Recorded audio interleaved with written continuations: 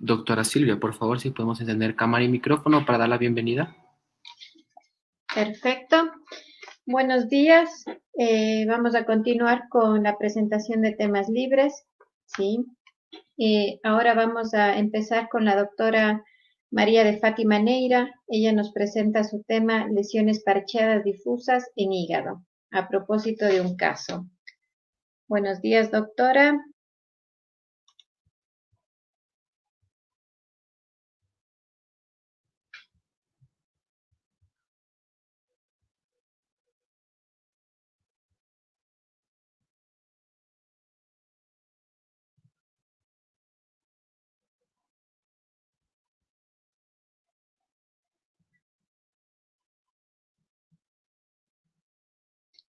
Doctora, por favor, si nos ayuda prendiendo su micrófono.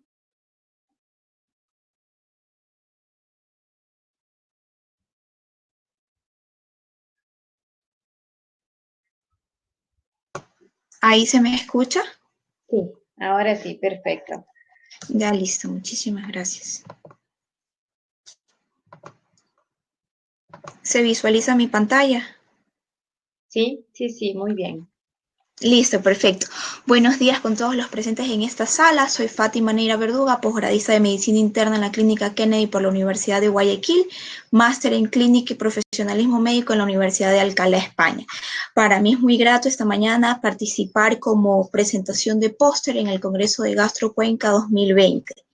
El tema que traigo a cotación esta mañana son las lesiones parchadas difusas en hígado, sobre todo porque es algo muy inusual en la práctica clínica habitual, pero muy importante de siempre mantenerlo en cuenta.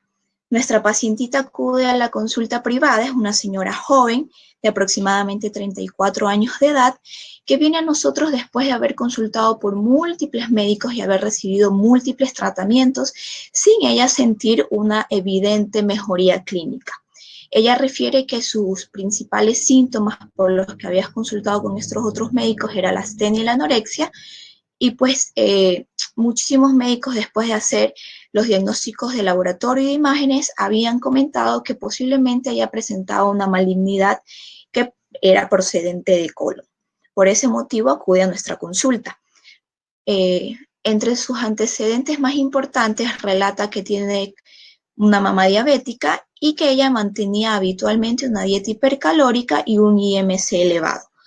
Pero por estos comentarios últimamente presentaba crisis de ansiedad que habían llevado a las ideas suicidas y había presentado una pérdida de peso que era asombrosa y muy dramática de aproximadamente unas 40 libras.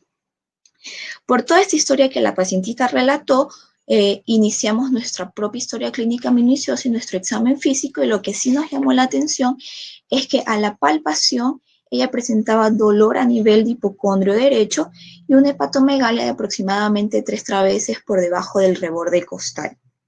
Iniciamos entonces nuestro abordaje diagnóstico con los exámenes de laboratorio. He tratado de colocar lo más relevante y que se mantuvo alterado. Pudimos evidenciar que efectivamente sí tenía un colesterol elevado, tenía LDL elevado, triglicéridos en 264, hicimos también glicemia en ayunas que estaba en 113, dentro de su perfil hepático había una elevación de la GOT a predominio sobre la GPT, hicimos también descarte de virus hepatotrópicos, virus A, virus B y virus C que eran negativos. Hicimos Helicobacter pylori y sangre oculta en heces, los cuales salieron positivos, y realizamos una veda. No hubo nada que llame la atención más allá del Helicobacter, que fue tratado con éxito. Hicimos marcadores tumorales, CEA, alfa-fetoproteína, CA19-9 y CA72-4, los cuales salieron negativos. Dentro de los exámenes complementarios de imágenes, iniciamos con algo inocuo y sencillo, que siempre es como que la primera línea para cualquier estudio abdominal, como es la ecografía. Como ustedes pueden observar en la imagen, sí se evidenciaban estos focos parchados de una ecogenicidad aumentada que estaban distribuidos de manera uniforme y difusa en todo el hígado. Estas imágenes que podemos observar podían ir desde un comportamiento graso, que es algo benigno, hasta hacer algo mucho más complejo en su diagnóstico diferencial. Por este motivo le explicamos a la paciente que era necesario que hagamos estudios más profundos y realizamos tomografías, no solo simple, sino contrastada, con la finalidad de justamente descartar que no exista nada que nos llame la atención, nada que nos haga sugerir que existía realmente algún dato de malignidad, como adenopatías, ganglios, efectos de masa, algo que dañe la anatomía y la arquitectura normal. Hicimos tomografías entonces de tórax, abdomen y pelvis. En tórax y pelvis estaba todo bien, se reportaron como normales, y a nivel de abdomen, lo único que sí nos llamaba la atención es que se volvían a presentar estos focos parchados, como podemos observar con las flechitas de las imágenes de la derecha, que tenían una densidad disminuida. Imagenología supo informar que eran de aproximadamente 5 a 10 unidades Hounsfield y con método de contraste eran un poco confusas de poder emitir un diagnóstico preciso. Sin embargo, estas imágenes asociadas a que no encontramos ningún dato de malignidad, ni marcadores tumorales, ni nada del examen físico, y después de muchas sesiones entre el Departamento de Imágenes y de Medicina Interna, pudimos llegar a la conclusión de que no eran sugestivas de metástasis hepáticas como le habían mencionado a nuestra paciente, sino que más bien en el contexto de ella, como tenía su dieta hipercalórica, su IMC elevado y sus laboratorios alterados a nivel de colesterol y triglicéridos, eran más sugestivos de que sean unas lesiones hepáticas por esteatosis hepática no alcohólica. Sin embargo, le explicamos a nuestra paciente que lo ideal era ir más a profundidad y quizás realizar una resonancia magnética con secuencias específicas para la grasa y hacer un confirmatorio con la biopsia. Al inicio nuestra pacientita no deseó, se asustó un poco por lo invasivo que puede ser una biopsia, a pesar de que ahora es algo mucho más sencillo que en la antigüedad, pero no nos quedó más que ofertarle las medidas higiénico-dietéticas y la terapéutica farmacológica. La seguimos alrededor de un par de meses, pudimos evidenciar que en sus parámetros de laboratorio y de imágenes, ella tenía una mejoría, había mejorado muchísimo sus parámetros de colesterol, triglicéridos y de enzimas. Asimismo, estas imágenes mejoraban en sus controles ecográficos, y lo más importante es que la misma paciente refería que su clínica había ido disminuyendo hasta el punto en que ella ya no sentía esa astenia y esa anorexia, que era lo que tanto la molestaba. Lo triste de nuestro caso fue que por el miedo que presentó la paciente al inicio, pues ella nunca accedió a la biopsia y nunca pudimos llegar a darle su diagnóstico definitivo. El motivo por el cual entonces yo traje este tema a cotación es porque, a pesar de ser una enfermedad muy prevalente y muy común en nuestro medio, como es la esteatosis hepática no alcohólica, esta presenta muchos patrones a nivel radiológico. Y lo más común es que estemos acostumbrados al típico patrón difuso, pero hay que tener siempre presente que hay otras formas de presentación, como esta parchada difusa, o también conocida en la literatura como multinodular. Muchísimas gracias por su atención. Quedo presta a cualquier comentario. Muy bien, doctora, muchas gracias por la interesante presentación que nos acaba de exponer. Si entre los participantes tienen alguna pregunta. Yo tengo una pregunta. En la bioquímica que le habían realizado a la paciente, la colinesterasa, ¿con qué fin se realizó ese parámetro? Bueno, no solo realizamos colinesterasa, sino también, por ejemplo, hicimos bilirrubinas, albúminas y todo lo que tenga que ver con la función hepática, justamente porque nuestra pacientita pues ya venía con ese temor de que otros médicos le habían sugerido múltiples diagnósticos diferenciales, desde algo benigno hasta la malignidad que le habían mencionado. Entonces tratamos de hacer el laboratorio más amplio que habíamos podido hacer. Lo mismo sucedía con las imágenes, no solo nos quedamos con abdomen, sino que intentamos ampliar más para satisfacer cualquier duda de la señora. Bien, y al tener un estudio de sangre oculta positiva, no se realizó una colonoscopía. al de sangre oculta en heces. Sí. Solo hicimos veda.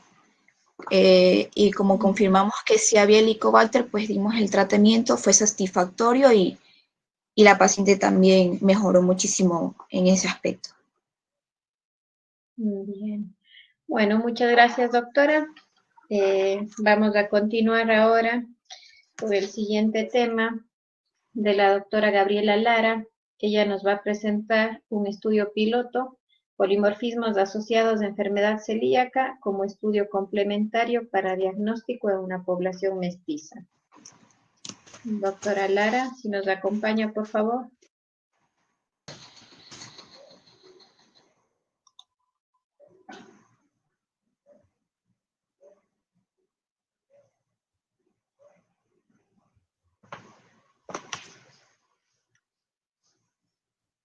Doctora, si puede encender su cámara.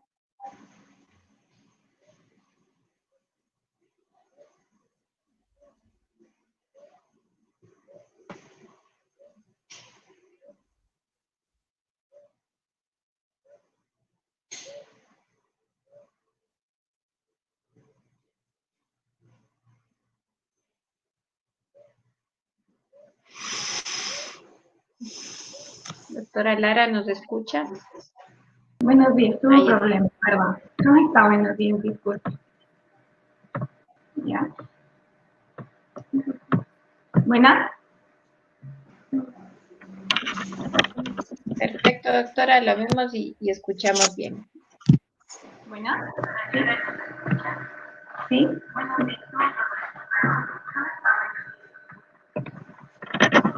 Aquí ya. ¿Ya? ¿Ya? ¿Se puede ver ahí? Sí, doctora. Ok, listo. Puedo ya proceder a compartir, a hacer la presentación. Ya. Buenos días con todos. Buenos días con todos. Para mí es un honor el estar aquí como participante para la conferencia. Les voy a exponer acerca de un caso que se trata de un estudio piloto de polimorfismos asociados a enfermedad celíaca como estudio complementario para el diagnóstico de la misma en población mestiza. Bueno, la introducción acerca de este tema es el diagnóstico. Primero, el diagnóstico de enfermedad celíaca es una enteropatía crónica inducida por la ingesta de gluten en individuos que son susceptibles. Esta se manifiesta principalmente con diarrea crónica. El diagnóstico, como todos lo sabemos, con síntomas y signos intestinales y extraintestinales, identificación de anticuerpos IgA, antitransglutaminasa y antiendomicio e IgG en caso de sospechar deficiencia por IgA, evaluación endoscópica con la toma de biopsia duodenal. Sin embargo, no siempre estos son concluyentes y pueden llevar a cabo un diagnóstico erróneo por factores externos, tal como la dieta libre de gluten, cuando el paciente reconoce la NOXA, y requiriendo también la determinación de polimorfismos asociados a enfermedad celíaca que podría facilitar a su diagnóstico. En este momento les vamos a presentar el análisis de 3 casos de pacientes mestizas con antecedentes de diarrea crónica en quienes se descartaron otras etiologías como VIH, hipertiroidismo, parasitosis y síndrome de intestino irritable, por lo que se solicitan anticuerpos de enfermedad celíaca, estudios endoscópicos y el genético confirmando dicha patología. El objetivo de esta presentación es usar los polimorfismos como prueba diagnóstica complementaria para enfermedad celíaca en población mestiza, estandarizar el uso de polimorfismos para confirmar el diagnóstico de enfermedad celíaca, identificar los polimorfismos asociados a enfermedad celíaca en población mestiza. Este es un estudio descriptivo transversal, una serie de casos, se revisaron historias clínicas físicas de 3 pacientes mestizas con enfermedad celíaca en el Hospital de Especialidades de Eugenio Espejo. Se corrieron los siguientes polimorfismos: el RS 644-1961, el 68-22-844, el 98-51-96-7 y el 218-7668. Cabe recalcar que estos son los polimorfismos que mayor asociación tienen o mayor factor de riesgo tienen para la susceptibilidad de enfermedad celíaca. Los resultados que pudimos abordar es que las pacientes tuvieron todas diarrea crónica, anticuerpos positivos y la biopsia duodenal. En el primer caso fue un MASH tipo 2, en el segundo caso es igual un MASH tipo 2 y en el tercer caso tuvo un MASH tipo 3C. Cabe recalcar que en las 2 primeras pacientes tuvimos el polimorfismo positivo de la variante RS6441961. Como podemos ver en la descripción, esta tiene mayor susceptibilidad de padecer enfermedad celíaca. El resto tienen otras asociaciones a otras enfermedades autoinmunes. Dentro de nuestras conclusiones podemos determinar que las 3 pacientes que presentaron diarrea crónica y positividad tanto para la serología e histopatología para enfermedad celíaca, 2 de ellas ya presentaron un SNP positivo para el RS6441961. Sin embargo, una de ellas no tiene este SNP, lo que podría presentar otra variante genética que está asociada a enfermedad celíaca, pero aún no ha sido determinada para la población mestiza. Las variantes con mayor susceptibilidad son las previamente descritas, pero como les había comentado antes, estas han sido descritas mucho más en población caucásica. Es por eso que aún se necesitan mayores estudios para, sobre todo en población mestiza. Y a pesar de que la enfermedad celíaca no es una patología prevalente en el Ecuador, siempre debe considerarse, sobre todo en el diagnóstico diferencial en pacientes con diarrea crónica.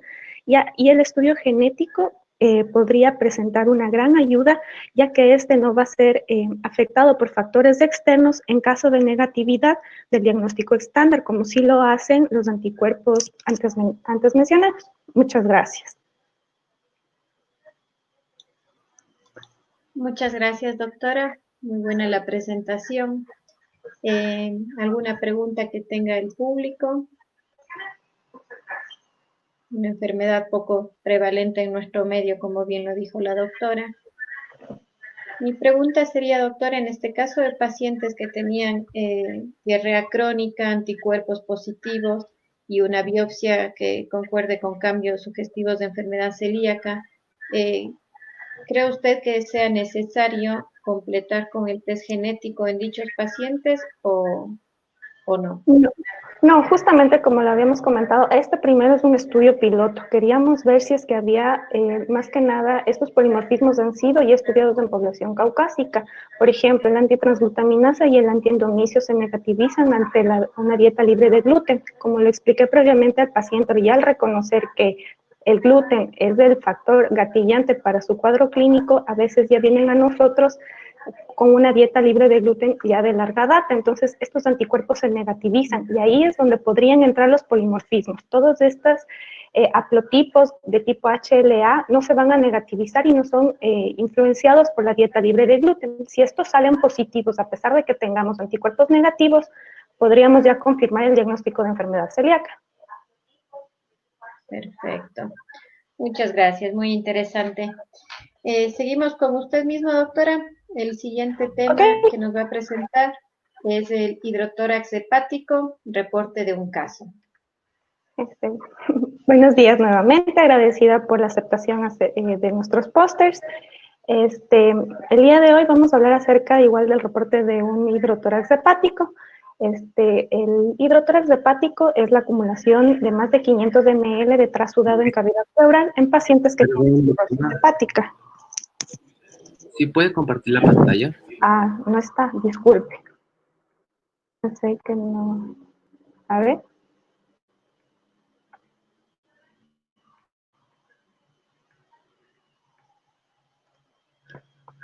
¿Pueden ver la pantalla?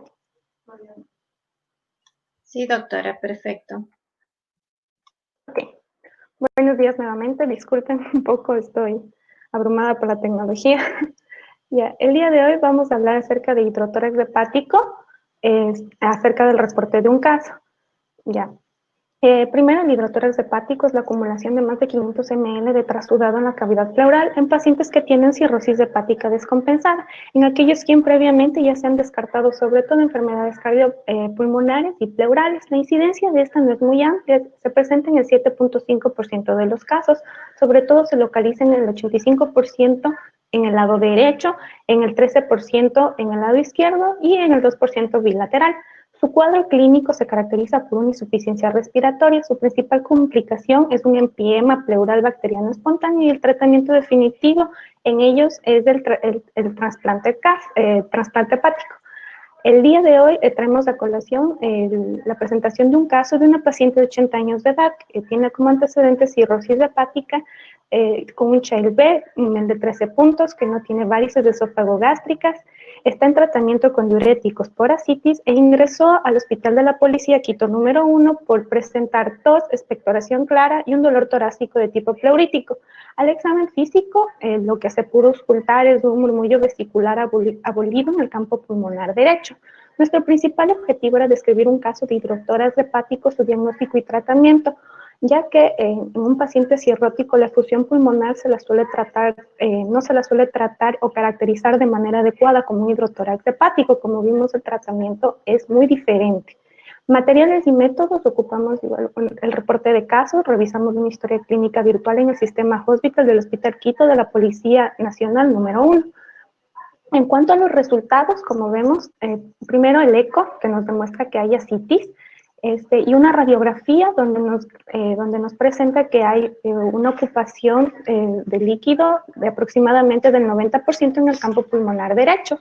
Se hizo, por lo tanto, una toracocentesis diagnóstica en donde se determinó que primero, de acuerdo a los criterios de Light, el líquido correspondía a un trasudado y tenía un cultivo citológico negativo. Como vemos, igual cumple con todos los criterios para ser un hidrotórax hepático. Los líquidos la cantidad de glóbulos blancos de la paciente fue menor a 250, el nivel de proteínas en el líquido pleural fue menos de 25 gramos, las proteínas totales de suero en relación a las proteínas totales del líquido pleural es de menos 0,5, la relación LDH suero líquido pleural fue mayor a 0,6, la albúmina sérica y albúmina del líquido pleural fue mayor a 1,1 y la relación bilirrubina sérica y líquido pleural fue de menos 0,6. El pH fue mayor a 7,4, lo que nos llevó a catalogarla como un hidrotórax hepático no complicado. Como conclusiones del caso, se hizo el hidrotórax hepático es una complicación infrecuente de la cirrosis hepática descompensada.